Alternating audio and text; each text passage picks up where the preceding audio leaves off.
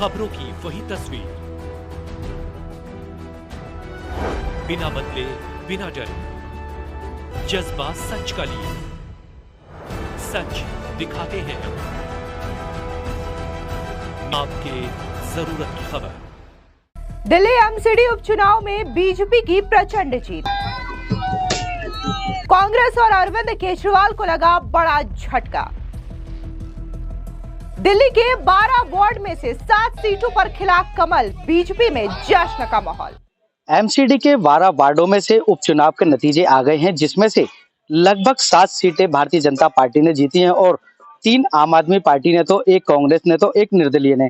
जिसमें से जो विनोद नगर वार्ड है, वहां पर स्टैंडिंग कमेटी के पूर्व जो अध्यक्ष रहे और वर्तमान में निगम पार्षद वीर सिंह पवार जी ने खूब काम किया और वहां पर लगभग 1759 वोटों से जीत हासिल की। हमारे साथ वीर सिंह पवार जी मौजूद है, उनसे बात करेंगे। सर, क्या कुछ कहेंगे? नतीजे साफ हो चुके, 7 सीटें बीजेपी ने जीती हैं, तो कैसे देखते हैं और क्या कुछ कहेंगे? नमस्कार।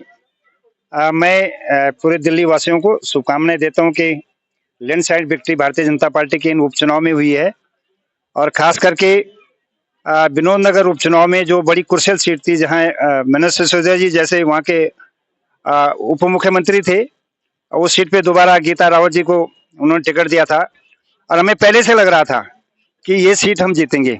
वहां पर परसेप्शन ये बनाया था लोगों ने कि जो उत्तराखंड और पूर्वांचल के लोग हैं, शायद उनको टिकट न देने के कारण से सीट नहीं जीतेंगे हम।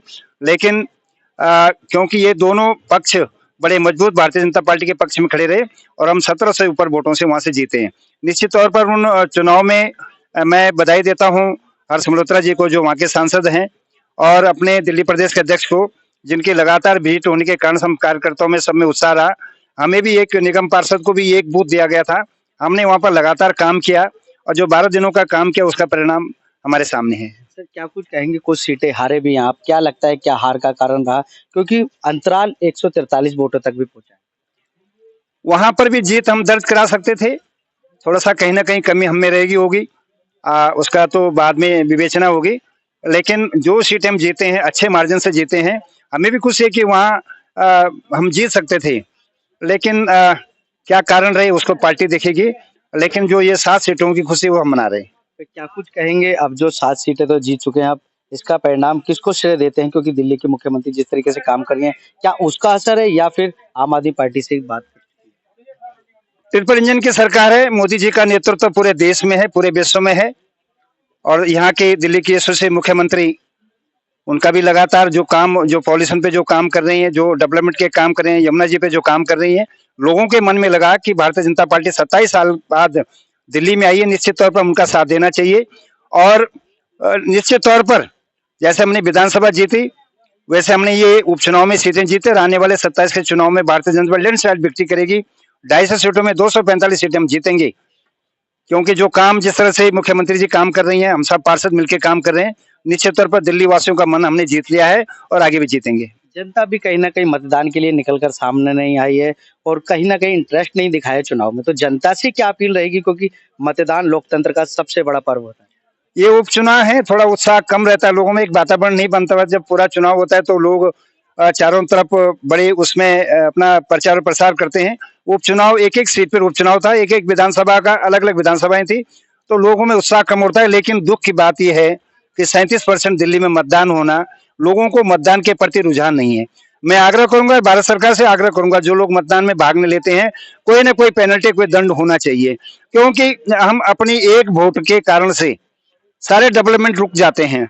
जो अच्छी पार्टी हमारी भारतीय जनता पार्टी इतना मेहनत कर रही दिल्ली में, दिल्ली को आगे बढ़ाने में, अगर वो स्वयं उस समय जो वोट देने निकलते तो 47%, 50% भी वोटिंग हो सकती थी।